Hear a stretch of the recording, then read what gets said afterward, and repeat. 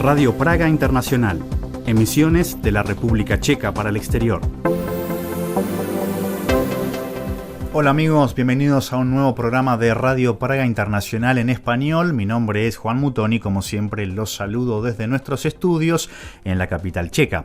Hoy vamos a comenzar con la historia de František Suchý, un verdadero héroe de la Segunda Guerra Mundial.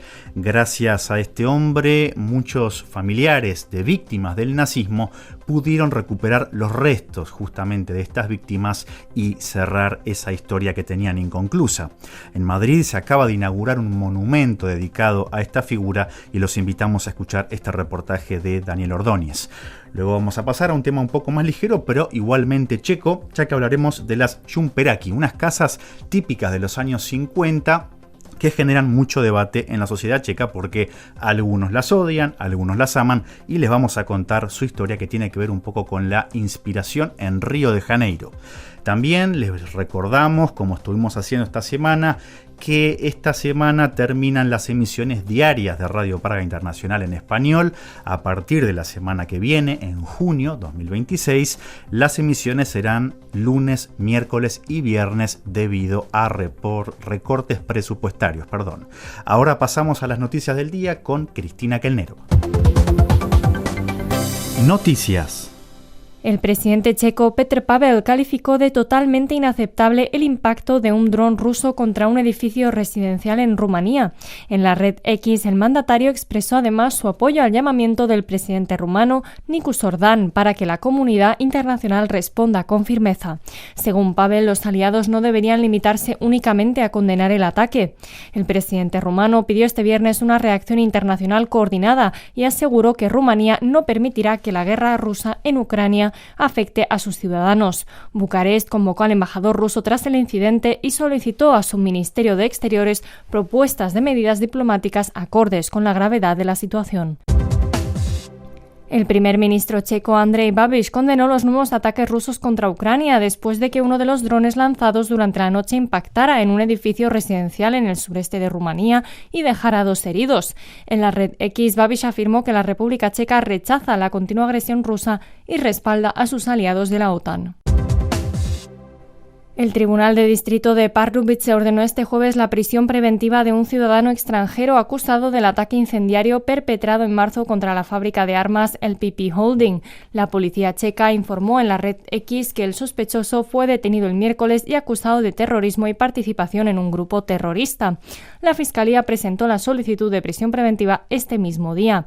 El incendio se produjo el 20 de marzo en una nave de producción de LPP Holding en Pardubice. Según los investigadores, el caso está relacionado con 11 personas detenidas, 3 de ellas en Polonia. Los daños ocasionados por el fuego ascendieron a varios millones de euros. El actual embajador de la República Checa ante la ONU y exministro de Exteriores Jakub Kulhanek será el nuevo embajador checo en Estados Unidos. Según informó la televisión checa, el gobierno recibió ya la aprobación de las autoridades estadounidenses para el nombramiento. El anuncio fue confirmado por el ministro de Exteriores checo Petr Matčinka durante su visita a Estados Unidos. Kulhanek sustituirá en el cargo a Miloslav Stašek. El relevo forma parte de una reorganización diplomática que afecta a 16 embajadas y misiones permanentes checas en el extranjero. Madrid inauguró este viernes una estatua dedicada a František Suchý, antiguo director del crematorio de Strašnice en Praga, que durante la Segunda Guerra Mundial ocultó las cenizas de víctimas del nazismo para que pudieran recibir un entierro digno tras la guerra. Entre las víctimas había también varios españoles fallecidos en el campo de concentración de Hradišťko, cerca de Praga. Junto con su hijo, František Suchý logró preservar los restos de unas 2.200 personas asesinadas por los nazis. El monumento, obra del escultor Jakub Vuček, fue instalado en Madrid como homenaje a su valentía y humanidad. Tras la guerra, las cenizas de las víctimas españolas fueron enterradas en una fosa común en el cementerio de Strašnice en Praga. La economía checa creció un 2,2% interanual en el primer trimestre de 2026, según la estimación revisada publicada este viernes por la Oficina Checa de Estadística. El dato mejora en 1/10 la previsión preliminar difundida a finales de abril. En comparación con el trimestre anterior, el Producto Interior Bruto aumentó un 0,2%. Para este sábado se esperan cielos parcialmente nublados en la República Checa, con posibles precipitaciones a lo largo de todo el territorio. Las temperaturas rondarán los 24 grados, con máximos de 28, y por la noche las temperaturas podrán bajar hasta los 11 grados centígrados. Y estas han sido las noticias con Radio Praga Internacional. Un monumento al coraje y la humanidad de František Suchý fue descubierto este viernes en Madrid. Burlando a la Gestapo, el director del crematorio de Stražnice en Praga logró salvar del olvido las cenizas de más de 2.000 combatientes contra el fascismo y miembros de la resistencia, entre ellos 7 españoles. Quedan para esta historia con Daniel Ordóñez. Al mediodía de este 29 de mayo, más de 80 años después del final de la Segunda Guerra Mundial, a orillas del río Manzanares y junto al puente de Praga de Madrid, se ha inaugurado un monumento que recordará para siempre la valentía y entrega de un héroe olvidado hasta hace poco. František Suchý, contraviniendo las órdenes recibidas de los ocupantes nazis durante la Segunda Guerra Mundial, salvó las cenizas de los miembros de la resistencia ejecutados en la guillotina de la prisión de Pankratz en Praga, pero también las de los fusilados del campo de concentración de Hradišťko, cercano a la entonces capital del protectorado de Bohemia y Moravia.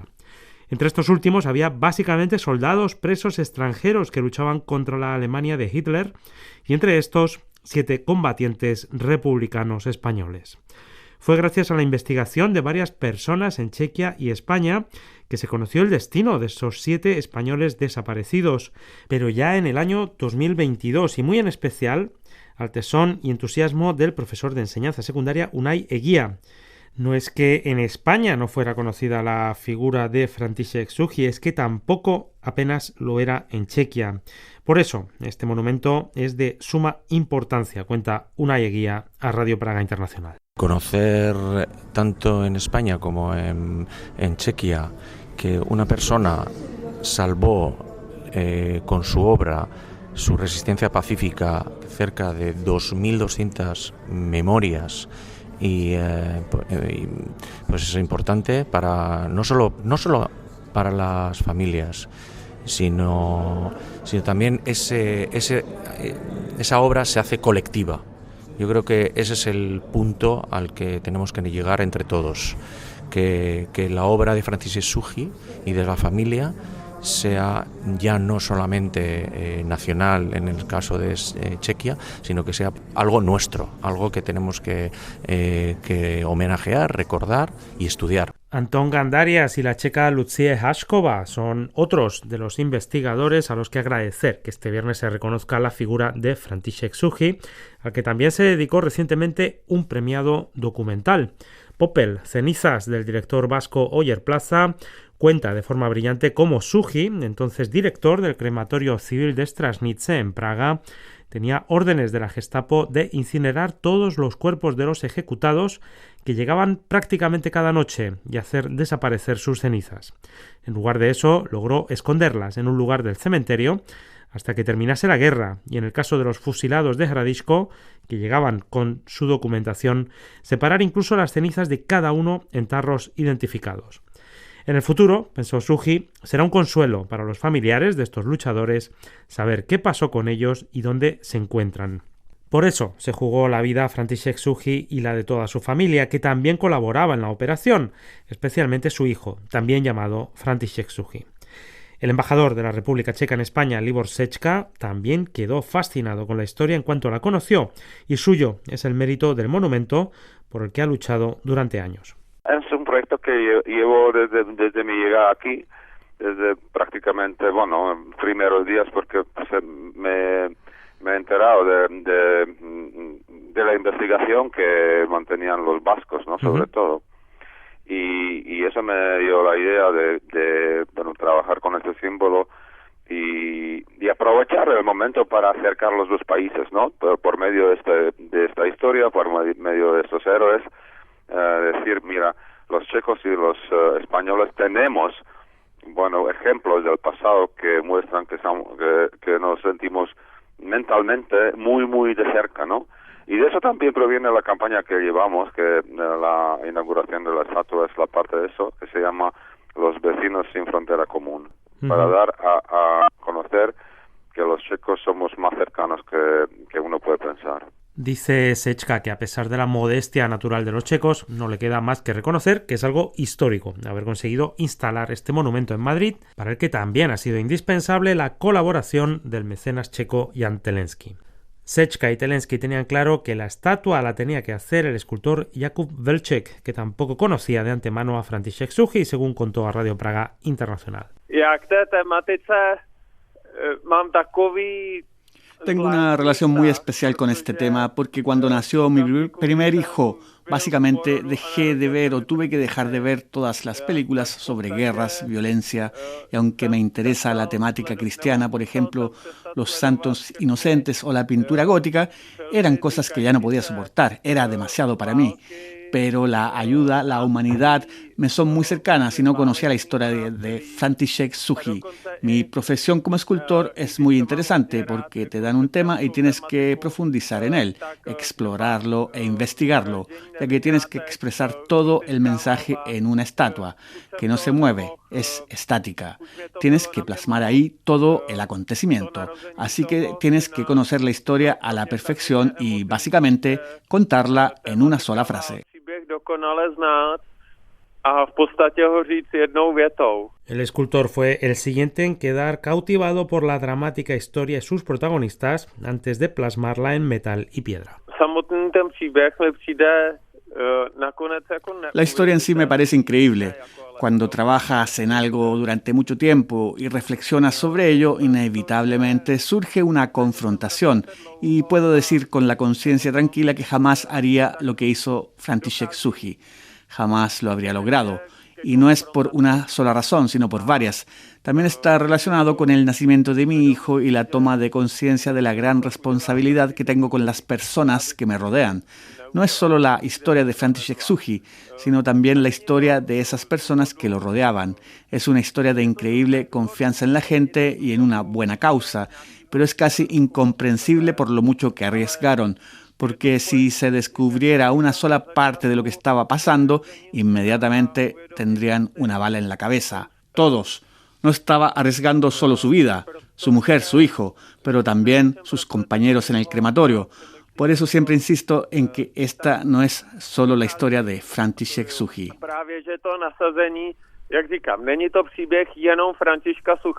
Y como no es solo la historia de František Suchý, en su escultura no solo aparece él, sino también cientos de las víctimas de los nazis a los que él rescató del olvido. František Suchý no solo salva unos restos humanos, sino la memoria de esas personas, y eso es lo que he intentado componer. Él aparece vestido como un funcionario, que es lo que era, y tiene los brazos abiertos, extendidos. Es básicamente una demostración de apertura de uno mismo, revelarse a sí mismo, ser realmente puro. Los retratos de esas personas descansan sobre sus brazos. Algunos retratos son ficticios porque sus retratos no se han conservado, pero también hay personas que son realmente las víctimas. Él salvó su memoria. Así que para mí esa memoria es una especie de huella, una huella en los demás. La persona vive porque tiene su alma, esa huella en los demás. Las cenizas de una persona incinerada pesan entre 3 y 4 kilos, como investigó Velček. ¿Cómo fue posible esconder tantas cenizas a la Gestapo? Se pregunta ahora el escultor. El número de estas personas ejecutadas que aparecen en la escultura son en realidad una 10ª parte del total. Aparecen con los ojos cerrados porque cuando cierras los ojos puedes recordar mejor a la persona en la que estás pensando, dice. Están retratadas de forma positiva, subraya. Y aunque no todos, sí muchos retratos son de las propias víctimas, de las que hubiese fotografías, claro está. František Suchý aparece destacado con los brazos abiertos en cruz. Los retratos están hechos en relieve y quedan encima de los brazos extendidos de Suchý, pero no más allá. Esto simboliza que una persona puede cargar o hacerse cargo de tanto como es capaz. A veces más y a veces menos, pero no más. Por eso la carga recae sobre sus hombros y sus brazos, desde la punta de los dedos de una mano a los de la otra. Una persona alcanza a donde alcanza y hasta ahí puede llegar su ayuda. Ese es su límite. než jaký je mu dán. Pero también hay víctimas bajo esos brazos en cruz. A pod rukama dole se stala situace po válce taková, že Después de la guerra, la situación que se dio es que empezaron a traer víctimas de nuevo, pero esta vez del régimen comunista, no del fascista. Así que no hay una división entre víctimas de abajo y encima, sino una especie de simbolismo de que esas manos también tienen un poder protector. No solo aguantan cierto peso, sino que protegió a las víctimas de la destrucción y el olvido. Protege a esas víctimas, entre comillas, con el alcance de su personalidad. chrání tím svým dosahem, tou svojí osobností. El propio hijo de Suu fue también condenado por el régimen comunista y pasó largos años en la cárcel por formar parte de la conocida como Tercera Resistencia. ¿Los brazos en cruz de Suu son un símbolo religioso? Se puede interpretar de forma religiosa o simbólica. Si fuéramos solo racionales y no tuviéramos un código moral, nos comportaríamos de forma completamente distinta a como lo hacemos. Y para mí, Franciszek Suu representa algo que va mucho más allá de cualquier aspecto racional, un pilar moral inquebrantable, sin concesiones. Es lo del dicho popular: carga con tu cruz y sígueme. Cada uno tiene su propia tarea, sus propios sufrimientos, y en eso nadie te puede ayudar. Por eso está presente el simbolismo de la cruz, pero tiene muchas interpretaciones y simbolismos, y cada persona puede encontrar lo que siente, aunque expresa algo concreto. No es confuso. Si alguien dice, esto es cristiano, bien, de acuerdo. Y si alguien dice, era un funcionario que hizo lo que hizo y tiene los brazos extendidos, también está bien.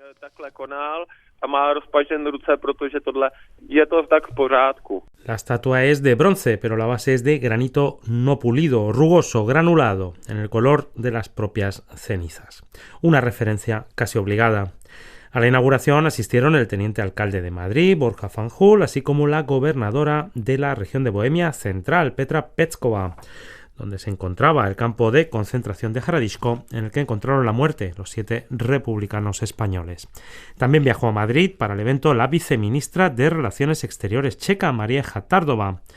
Y por supuesto el filántropo Jan Telensky y el embajador Libor Sečka, de quien Unai Eguía destacó su entrega para que este monumento se hiciera realidad. Desde luego tengo una sensación de gratitud hacia una persona que es el embajador Libor Sečka, que ha trabajado desde que supo esta historia, ha trabajado muchísimo, nos ha ayudado y ha pensado en erigir esa escultura, así que una gratitud enorme y luego una emoción porque ese ejemplo de resistencia pacífica lo vamos a tener en Madrid y será reconocido y conocido, que es lo más importante para mí. Si Suu salvó del olvido a miles de víctimas del nazismo, Unai tiene mucho que ver con que el propio Suu sea debidamente recordado. Es un ejemplo que a partir de ahora tendría que ser un símbolo. Y eso es lo que me parece que a través de este trabajo y este compromiso de la embajada checa en España lo va a conseguir, hacerlo símbolo. Símbolo de una persona que con su trabajo puede contribuir a la lucha contra el totalitarismo o la dictadura. Y así, Rafael Moyá, Enric Moner, Ángel Lecuona, Antonio Medina, Pedro Raga, Vicente Vila Cuenca y Antonio Clemente están al fin de vuelta en España, dice el embajador Libor Sečka. De cierto modo, y eso me gusta muchísimo, es la vuelta de los españoles a Madrid, a la capital de la tierra de ellos, ¿no? Porque es el simbolismo también, la vuelta, porque ellos están enterrados en Praga, no se pueden ya tomar de la tierra porque estaban en las urnas de hierro y ahora ya todo está destruido. Pero con la estatua, la memoria de ellos vuelve de nuevo. Entonces, Jakub lo ha hecho de forma fantástica, artística, que simboliza la valentía del checo, pero también la vuelta después de tanto tiempo de los españoles a su patria. Los planes del embajador no se quedan solo ahí. El monumento está junto al puente de Praga de Madrid. Este, hace mucho, era un bonito puente, así llamado porque llevaba a un templo dedicado a Juan Nepomuceno. Con el tiempo no quedó ni el templo ni el puente original, sino uno más moderno, mucho más grande y mucho menos estético, que atraviesan miles de coches. Pero sigue llamándose Puente de Praga. La idea de Libor Sečka es crear allí un espacio más agradable dedicado a la República Checa. Todavía es como un plano, ¿no? A nosotros gustaría crear algo como espacio checo, una plazuela, algo, porque está cerca del puente de Praga. Ahora, estamos en muy buena relación con el alcalde de Madrid. Es una persona excelente que ha entendido desde el principio el proyecto y me ha ayudado muchísimo. Sin su ayuda no hubiéramos podido llegar hasta aquí. Y también con la presidenta concejala de Arganzuela, Lola Navarro, que es una persona con gran corazón y entendimiento. Lo que quiero decir con esto es que tenemos ahora relación muy bien establecida, desarrollada con los actores principales aquí en Madrid, y quizás podemos hacer algo en el futuro hasta con el puente, ¿no? El puente ahora me parece un poquito gris, un poquito abandonado, un poquito muy común, ¿no? Y como se llama el puente de Praga, quizás podría tener algunas huellas de Praga, ¿no? En octubre se va a elegir el nuevo ayuntamiento de Praga, y quizás con el nuevo ayuntamiento y el nuevo alcalde podemos pensar juntos de cómo convertir toda esa parte, incluyendo la estatua y digamos el espacio adyacente, en algo más profundo que va a simbolizar la relación entre Praga y Madrid, entre la República Checa y la capital española.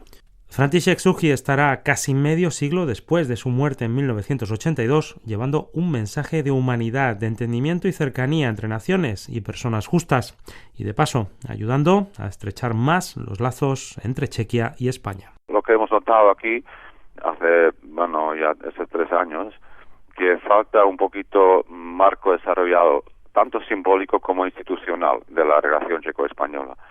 Y si no existe esto, es difícil confirmar la confianza, ¿no?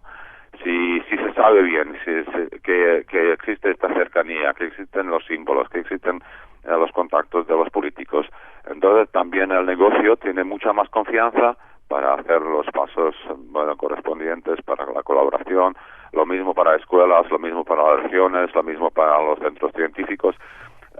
Esa es la idea, ¿no? Con esta estatua, dar el impulso a la relación checo-española, despertar un poquito más de lo que podemos hacer, mostrar nuevos horizontes, mostrar nuevas posibilidades, oportunidades. Esta estatua no está dirigida al pasado, está muy bien dirigida para el futuro. Šumperák es el apodo de un tipo de casa construida en Checoslovaquia principalmente durante las décadas del 60 y 70. Aparentemente modernistas, incluso vanguardistas, con su característico tejado inclinado en el primer piso y balcón frontal, la historia de las Šumperák es en realidad mucho más compleja y ambigua de lo que sugieren sus fachadas. A continuación, un extracto de este reportaje que pueden encontrar completo en espanol.radio.cz. Difícilmente se encuentran casas Šumperák en el centro de Praga o en el centro de la mayoría de las grandes ciudades checas. Apenas aparecen algunas en el distrito suburbano de Čakovice, en el norte de la capital. Allí se pueden ver no una, sino dos de estas inusuales construcciones, símbolos del modernismo de mediados del siglo XX, gracias a sus característicos tejados inclinados. Su autoría, sin embargo, está cimentada sobre una rígida base de misterio. Una de las viviendas acaba de ser vendida, según cuentan los vecinos, y se encuentra prácticamente en estado original tal como habría lucido en los años 60 o 70 cuando fue construida. A la vuelta de la esquina hay otra diferente, renovada. La Šumperák es realmente la esencia de la miseria del régimen socialista, porque existe la idea de una casa moderna y hermosa que básicamente tiene formas occidentales. Esta casa es prácticamente una copia de viviendas francesas, estadounidenses o brasileñas de los años 50. Así es como la esencia del modernismo occidental empaquetada en forma de hazlo tú mismo. Así lo explica Adam Stiech, historiador de arquitectura, periodista y comisario que documenta ejemplos de arquitectura moderna en todo el mundo. Su comentario refleja la compleja mezcla de fascinación y rechazo asociada a las llamadas casas Jumperak.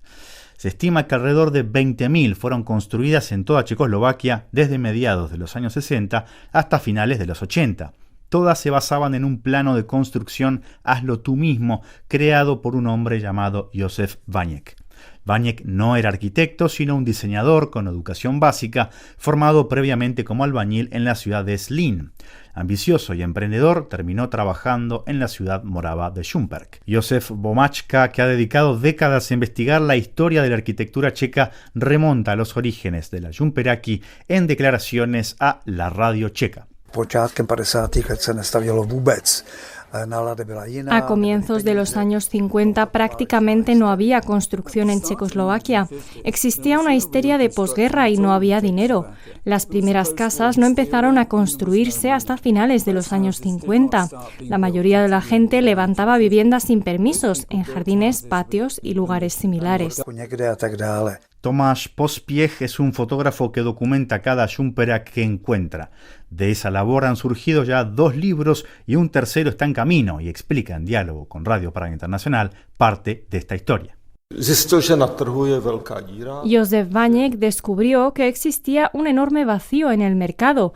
No había manera de que la gente construyera viviendas individuales si quería hacerlo, así que decidió elaborar 10 planos y publicarlos en un libro. Vaněk diseñó entonces el primer plano de una casa familiar tipo B y comenzó a ofrecerlo a las personas que acudían a las oficinas de urbanismo. Poco después se construyeron 3 casas siguiendo sus planos. La primera fue encargada por una mujer en el municipio de Radotín, en Bohemia Oriental, en las afueras de Šumperk, en la calle Osvobiezi. Pospiech se contactó con la propietaria original, la señora Kocourková, como parte de su investigación. La señora Kocourková sigue viva y es una mujer muy activa. Afirma que muchas de las características de estas casas fueron resultado de sus propias sugerencias. Pero todo esto sonaba profundamente individualista y emprendedor en una época en que las restricciones contra ese tipo de actividad se relajaban durante la liberación de la Checoslovaquia de mediados de los 60. Eso permitió pequeños intentos de recuperar el prestigio arquitectónico que el país había tenido durante la Primera República. Así lo explica el historiador Adam Stiech. La primera mitad del siglo XX fue una de las mejores épocas de la arquitectura checa. Los historiadores suelen hablar de 3 grandes eras arquitectónicas checas: el gótico, el barroco y el modernismo de los años 20 y los años 30. Durante la Primera República, Checoslovaquia llegó a ser líder en la arquitectura moderna. Luego llegó el golpe comunista en 1948 que puso fin al modernismo y lo sustituyó por el llamado realismo socialista de inspiración soviética. Mientras tanto, en Occidente el modernismo siguió desarrollándose. En 1947 el arquitecto brasileño Oscar Niemeyer, una de las figuras clave del movimiento, construyó la Small Hillside House en Río de Janeiro. Su diseño futurista incluía un segundo piso inclinado, parecido a una boca abierta, que sin duda inspiró a las Jumperaki checas. Adam Stiech explica más detalles al respecto. El modernismo de posguerra era mucho más divertido y expresivo en cuanto a formas, en parte gracias a las nuevas técnicas de construcción y tecnologías que ampliaron las posibilidades del hormigón. Por eso las formas del modernismo de posguerra son más orgánicas y escultóricas.